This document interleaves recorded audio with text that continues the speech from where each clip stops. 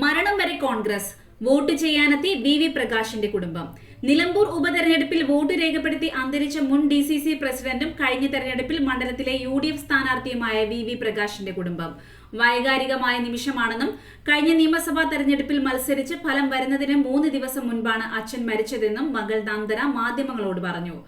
അതുകൊണ്ട് തന്നെ തെരഞ്ഞെടുപ്പിന് കേൾക്കുമ്പോൾ അച്ഛനെയാണ് ഓർമ്മ വരുന്നത്. അതുകൊണ്ടാണ് ഫേസ്ബുക്കിൽ പോസ്റ്റ് ഇട്ടത്. തങ്ങളുടെ പാർട്ടി കോൺഗ്രസ് ആണെന്നും അതുകൊണ്ട് UDF ജയിക്കണമെന്നാണ് ആഗ്രഹമെന്നും നന്ദന കൂട്ടിച്ചേർത്തു.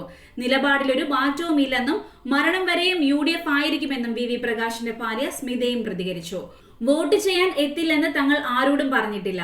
അത്തരം വിവാദം ഉണ്ടാക്കിയവരോട് തന്നെ അതിന്റെ മറുപടി ചോദിക്കണം. എത്തിച്ചേരാനുള്ള തടസ്സം കൊണ്ടാണ് വോട്ട് ചെയ്യാൻ വൈകിയത്.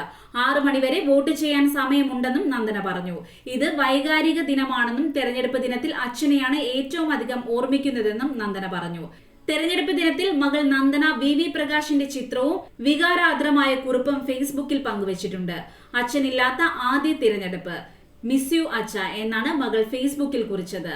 നിലമ്പൂർ ഉപതെരഞ്ഞെടുപ്പിൽ ആര്യാടൻ ഷൗക്കത്തിന്റെ സ്ഥാനാർത്ഥിത്വം പ്രഖ്യാപിച്ചതിന് പിന്നാലെ നന്ദന ഫേസ്ബുക്കിൽ എഴുതിയ കുറിപ്പും ചർച്ചകൾക്ക് വഴിവെച്ചിരുന്നു.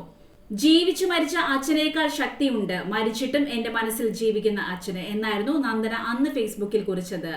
നിലമ്പൂരിലെ UDF സ്ഥാനാർത്ഥി ആര്യാടൻ ഷൗക്കത്ത് വി പ്രകാശിന്റെ വീട് സന്ദർശിക്കാത്തത് പ്രചാരണത്തിലുടനീളം LDF ആയുധമാക്കിയിരുന്നു.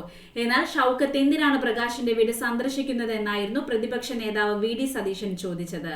അതേസമയം കഴിഞ്ഞ ദിവസം LDF സ്ഥാനാർത്ഥി M സ്വരാജ് വി പ്രകാശിന്റെ വീട്ടിലെത്തിയിരുന്നു. തന്റെ സന്ദർശനത്തിൽ രാഷ്ട്രീയമില്ലെന്നും സൗഹൃദം പുതുക്കാനായി പോയതെന്നുമായിരുന്നു സ്വരാജ് പ്രതികരിച്ചത്.